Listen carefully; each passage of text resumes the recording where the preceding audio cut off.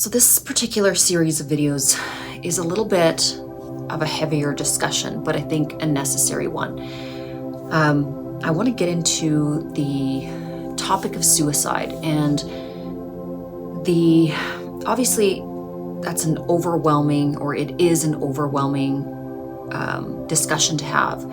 And where it really started hitting home for me in terms of the fact that I want to talk about this topic is that obviously I mentor a lot of young people, and I have a lot of young individuals, and when I'm saying young, I'm talking between 8 and 12 years old, in recent months and years that have expressed to me or via their parents that they are clinically suicidal. And not just clinically suicidal, but cutting themselves, doing things that make absolutely no sense when we think about the general population and these beautiful children and what they're going through. Because I look back at my own childhood when I was in my early stages of development, and we went out and we made forts. We were taking our bikes down to the park. We were making art, whatever it was, playing dress up. We didn't, those kind of thoughts never entered our young minds. And part of the reason that they didn't is because we didn't have access to those thought forms. And I want to really say that again, is that because no seed was ever planted in our young minds about the fact that we could possibly end our existence, these type of thoughts were never thought by us as kids. And so what is the issue? Where are things unraveling in terms of society that children are so fractured that they're thinking about ending their own lives? Well, I think it's pretty obvious. Television, the content that is streaming into the conscious minds of children that are not capable of handling the weight of these kind of topics, devices, iPads, phones, social media, TikTok, etc., etc. And I'm sure I'm not the first person to say this or to notice this by any means, but my heart has to deal with sitting and talking to these very young children in my life about this, and it's to the point where they're seeking professional help. These children are on medications which are, again, completely altering their minds as well. When we look at these pharmaceutical medications, and I can speak to this because in my 20s, I was on some of them, things like SSRIs, etc. And they did not help me. They made me emotionally numb. They made me incapable of correct discernment in terms of what was good for me and what was not good for me.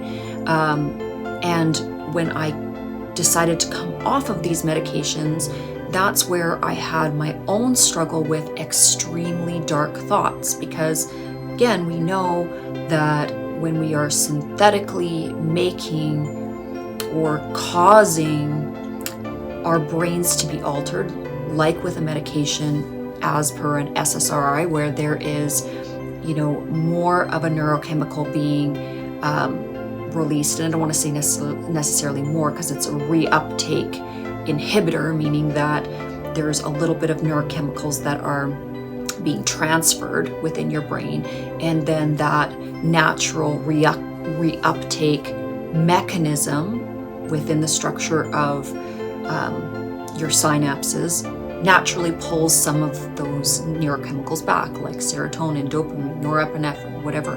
There's many types of neurochemicals, but this reuptake in this reservoir, it's designed the way it's designed. Our bodies are supposed to function without all of this human tampering, and we actually don't know the side effects of these medications and how they affect the human consciousness long term. I mean, we can guess, we can do studies about it, we can, cross our fingers and hope for the best. But my experience was very uncomfortable.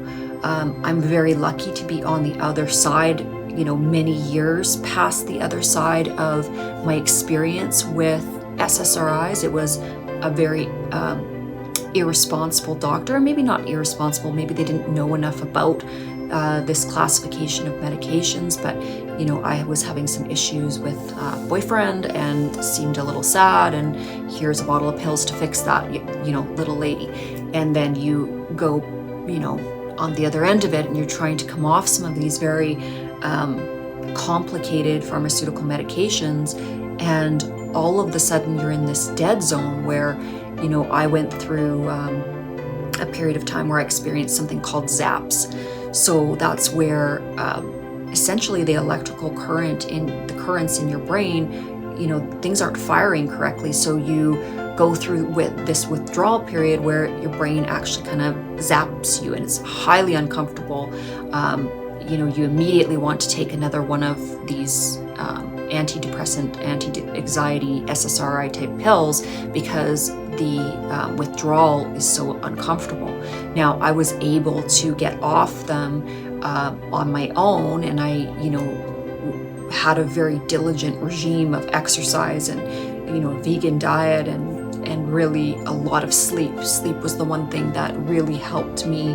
But again, I've always kind of tried to analyze my journey and coming out of that experience with taking SSRIs.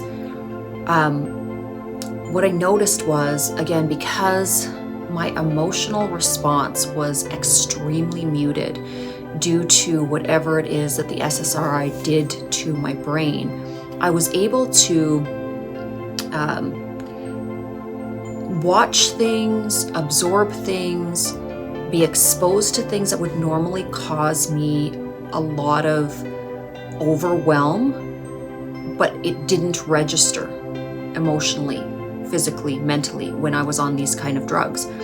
And so why I think this is so relevant, okay, is that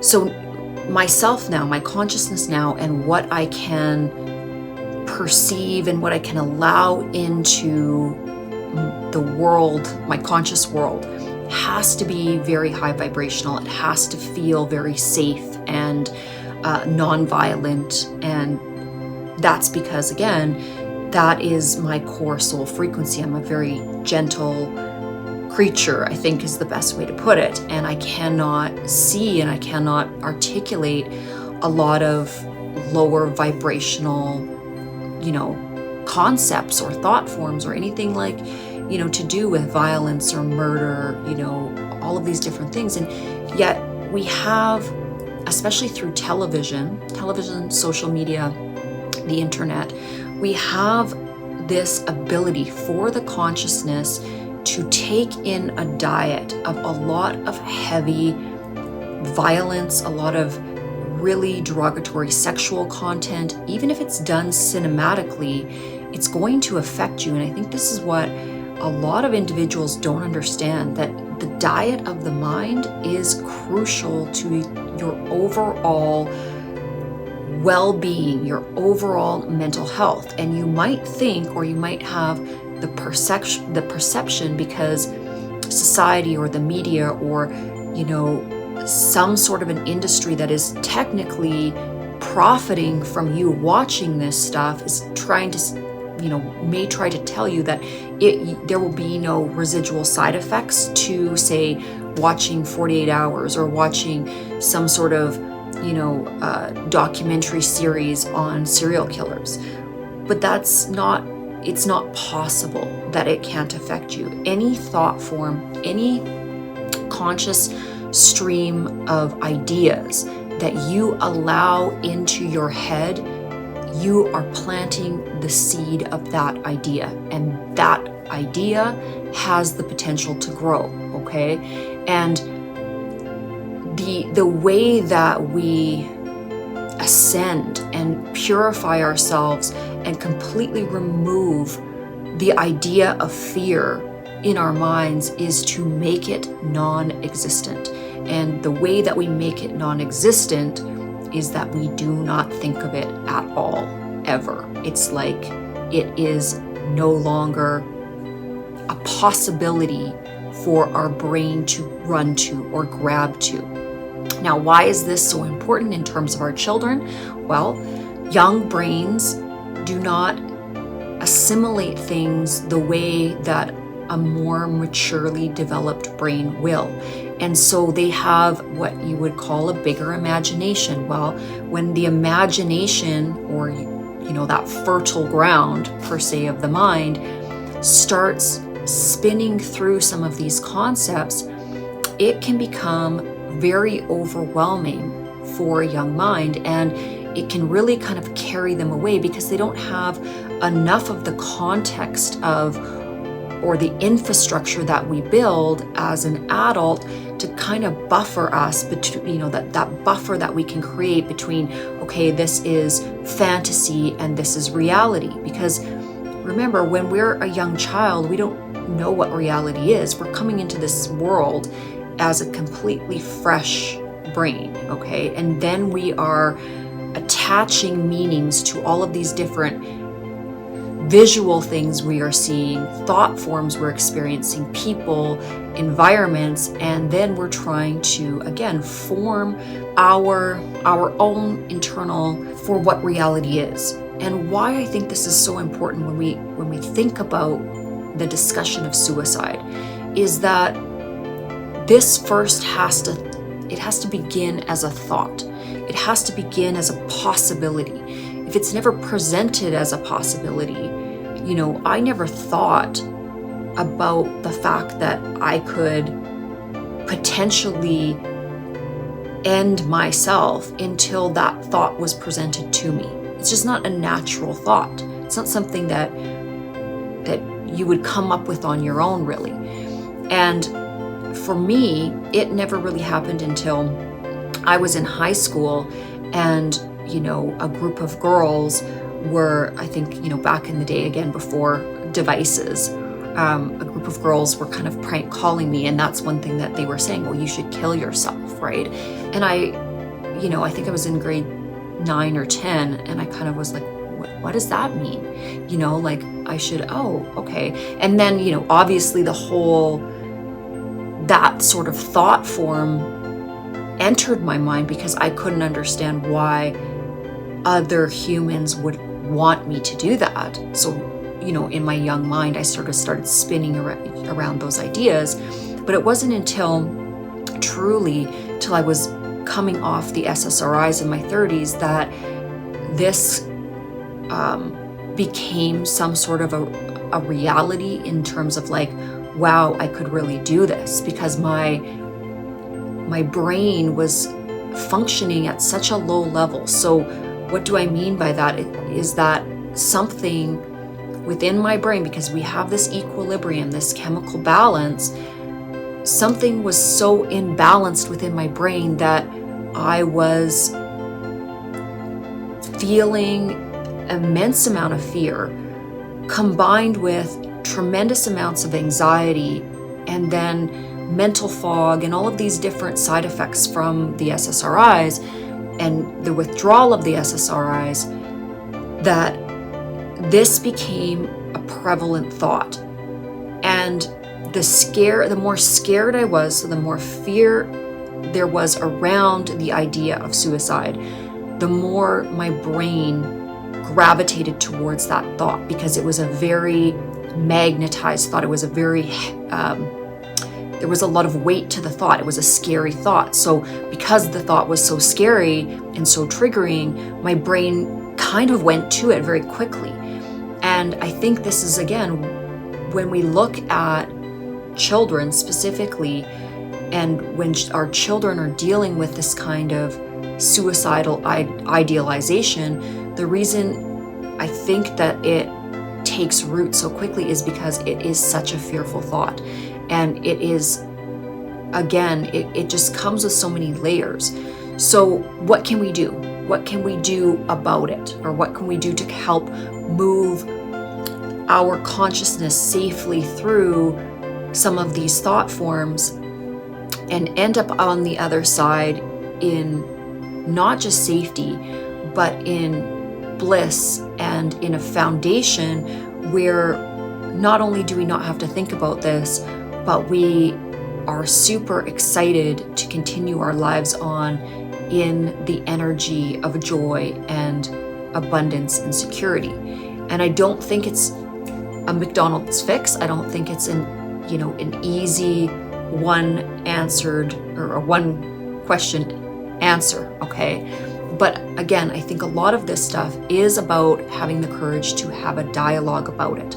And I also think that the less violence you watch, the less negativity you digest in all aspects, the more your brain is going to start to acclimate to positive thought forms.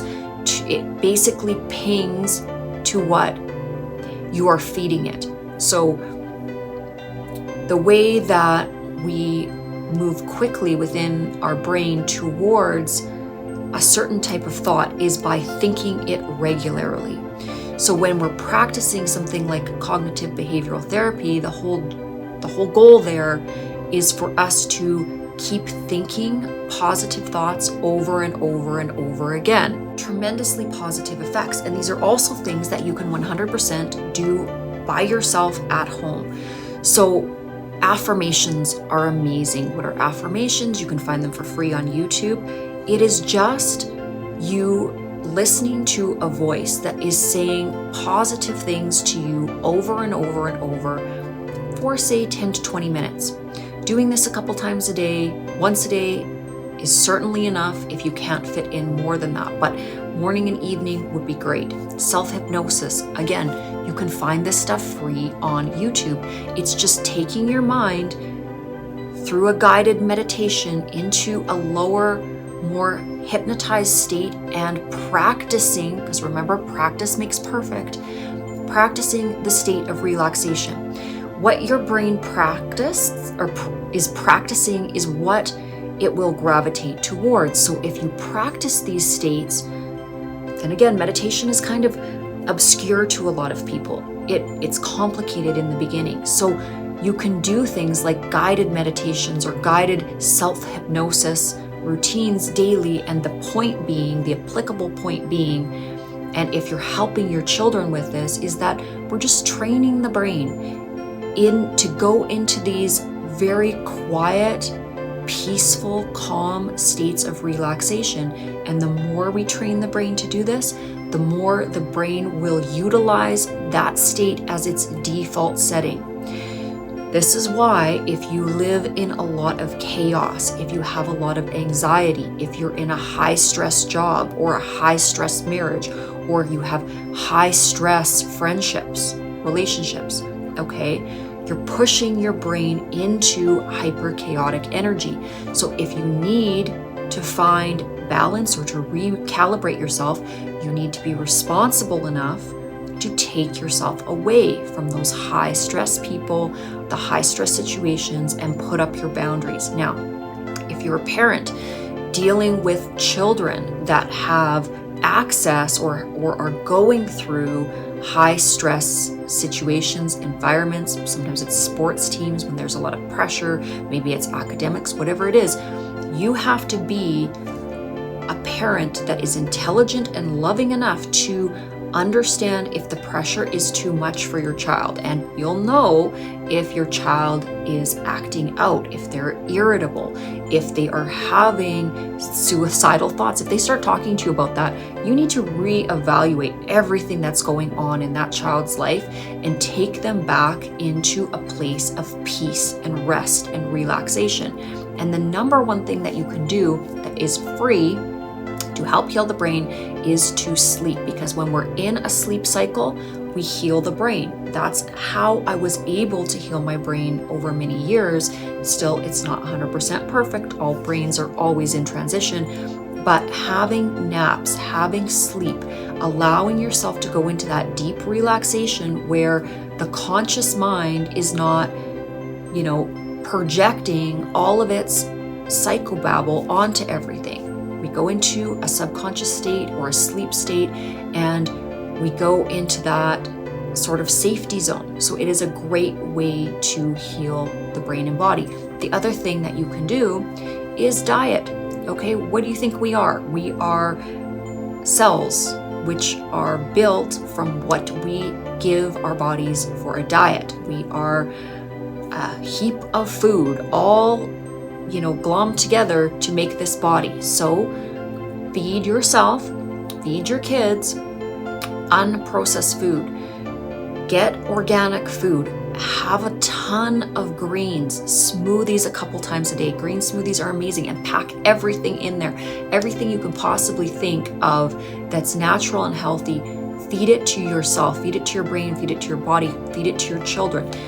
All of the junk food that we're putting in our bodies hurts our brains. It's not what our bodies are meant to synthesize. So that was another thing that I did. And supplements. So again, a lot of our soil is depleted of the nutrients that used to be available to us 150 years ago.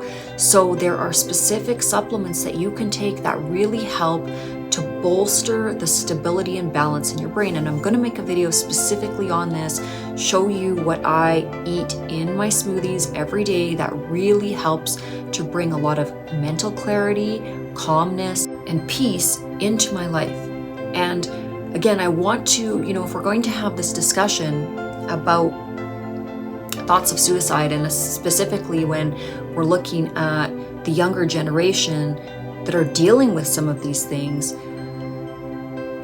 one of the most magic things that you can do to get out of feeling really rough and having suicidal thoughts is to have fun. It is a very simple prescription. Get out there, ride a horse, ride a bike, go for a run, go for a walk, make art, clean your house, whatever it is. The act of doing heals the brain and body. And there's a couple reasons for this. When we're lying around in our heads, in our minds, we can get into a really dark zone. Same thing with social media, same thing with devices. When we are looking at a screen, which is a synthetic virtual world, and we're looping our consciousness into this, whatever this fictitious world that we see on a screen, we are really not interacting and engaging with life. It also isn't energizing our system properly. So our bodies are meant to move. Our minds are meant to think. Our minds are meant to create. We need to oxygenate our blood. We need to get out there and do things, and we need interpersonal connection. Looking at a screen, talking to somebody online is not true interpersonal connection. There's no energy transfer there in the same way there is when you are directly in front of another human being. So this is another aspect of it, okay? Sometimes people feel or will feel suicidal when they're lonely. When they don't feel connection, when they don't feel love, when they've gone through a lot of childhood trauma or any kind of trauma, bullying, discrimination, you name it, interconnection and the energy of unconditional love is so incredibly healing. And what do I mean by unconditional love? I mean safe love. Safe love is when you have friends, family, spousal relationships where you are safe, where you can be 100% yourself, meaning if you're showing up wonderful, you're loved. If you're showing up chaotic, you're loved. Whatever it is, these are your safe people, okay? We need to have those safe community relationships because somebody needs to be able to catch us when we fall. We have to know that the world will catch us when we fall. It's really important to our consciousness. When we think it's only us against the world, that's a very daunting, overwhelming state of mind to be in. And there are people out there that, again, it is quite legitimately, in many ways, them against the world. But if you have a life that feels like that, or if you have a period of life that feels like that, then you also have to start putting together the pieces, building that friend group or that support group or going to a church, whatever it is that you can possibly do to buffer or create a buffer of unconditional love around you. It is essential to your mental health. So same thing for kids. If they're getting picked on in school, if they're getting bullied, if they don't have a secure friend group and they're coming home and their parents are distracted and they're busy and they're working and these children don't feel that there's any soft place to land, that's when consciousness drifts off into these darker territories of thought forms.